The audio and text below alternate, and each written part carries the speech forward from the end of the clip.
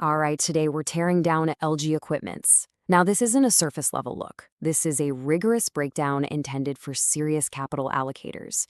We're going to dissect the business, the financials, and its competitive moat to figure out if this is a true industrial compounder or just another cyclical company hiding in plain sight.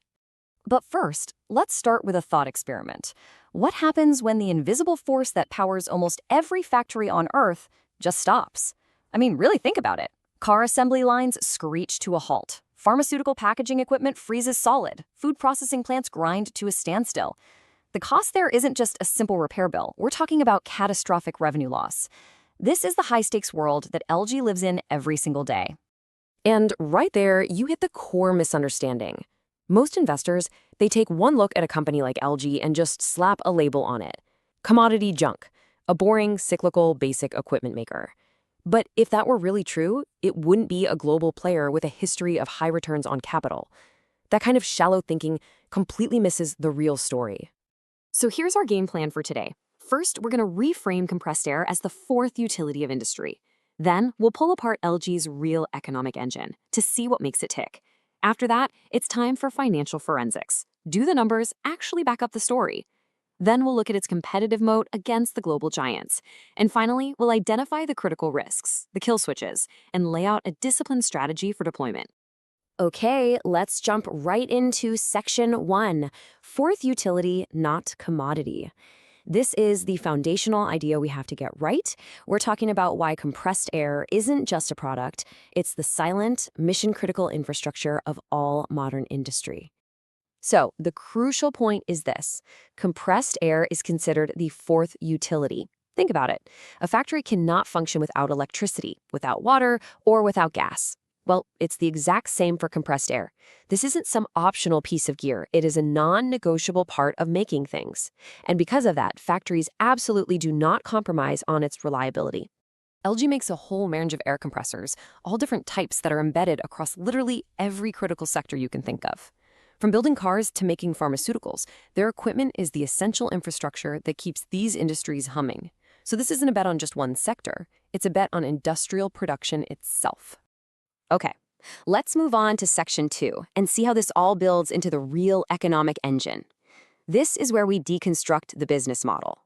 Because, and this is key, the real profit isn't where most people think it is. This slide lays out the hybrid model perfectly. On the left, you've got the bait. That's the initial sale of the big piece of equipment. Yeah, it's important, but it's cyclical and people are sensitive about the price. But over on the right, you have the margin engine. That's the aftermarket and services. We're talking spare parts, maintenance contracts, and upgrades. This is where you find the higher margins, the recurring revenue, and what creates real customer stickiness. The first sale is just the ticket to get into this much more valuable long-term relationship. And this chart puts numbers to that story. The service revenue isn't just some tiny slice of the pie. It is a significant and growing annuity stream. This installed base of equipment creates a predictable, much less cyclical layer of revenue that provides real stability, especially when new equipment sales might be slowing down. This is the economic heart of the entire business. And this is how we completely dismantle that commodity myth. Elgi's pricing power doesn't come from being the cheapest guy on the block. Here's the thing. Compressed air can account for 10, 20, even 30% of a factory's total energy bill. Over a decade, the electricity cost to run a compressor absolutely dwarfs the initial price tag. So customers aren't just buying a machine, they're buying life cycle efficiency. They're buying a lower total cost of ownership. And that is a very powerful pricing lever. Okay, on to Section 3, financial forensics. This is where the compelling story we've just built has to meet the cold, hard reality of the numbers. It's the ultimate stress test for any investment thesis. And we apply a very strict rule here. The primary truth test for any industrial company. If EBITDA is growing, but the actual cash from operations isn't, the story is an illusion. It's fake. Cash does not tolerate fake narratives. So let's pull up the financial identity card. Elgi is a global mid-cap player, and it's trading at a premium to its peers. Right away, that tells you the market recognizes some of this quality. But the key numbers to look at here are the sustained return on equity and return on capital employed, both consistently north of 20%. That is the hallmark of a high-quality compounder. Margins are looking good, debt is under control, and with a promoter stake over 50%, you know there's serious skin in the game. Now let's visualize that growth engine. You can see it right here on the chart, a consistent, steady, upward march in sales over the last 5 years.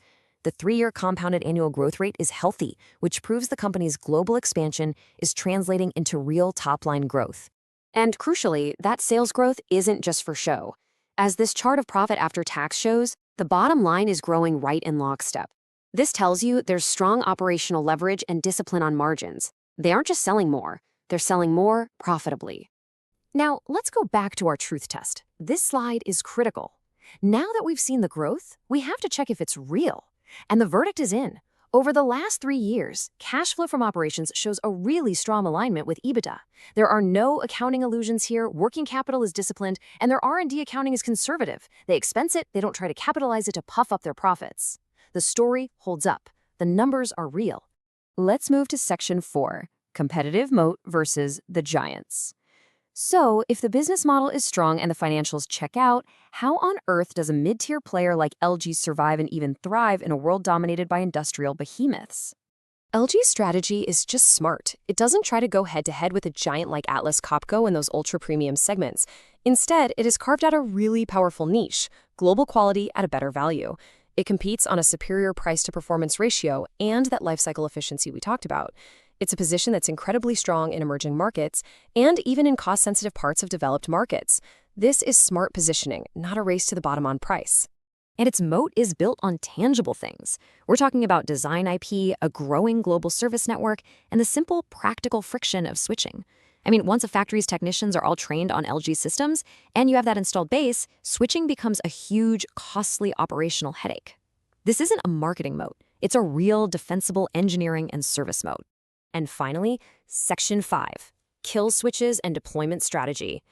After all this analysis, we have to be ruthless. We need to identify the scenarios that could absolutely destroy this thesis, and then define a disciplined institutional playbook for deploying capital. Okay, kill switch number 1 is a global price war. Imagine the industrial giants decide to aggressively defend their market share, using their massive scale to just crush margins across the board. If this happens, LG gets forced into a price competition it simply cannot win, and its ROCE would collapse. This is the biggest external threat. Kill switch number 2 is an internal one. What happens if that aftermarket engine we've been talking about, that beautiful service revenue, stagnates? If that falters, the entire thesis weakens. The business model would revert to just being a low-margin, cyclical equipment seller. This is the critical metric to watch because it underpins the entire valuation. So how would a disciplined institution actually deploy capital here? Not all at once. You build a position in tranches. You establish a base, and then you wait patiently for predictable cyclical events, a CapEx slowdown scare, a temporary dip in margins, to add to your position at better prices. You buy on weakness, not on hype. It's about having a process, not trying to predict the future. And that really brings us to our final thought. LG wins not because it's flashy, but because factories can't run without compressed air. Reliability builds inertia, and service builds a moat. This is boring industrial infrastructure, and that is exactly where serious capital belongs, provided, of course, that discipline is always maintained.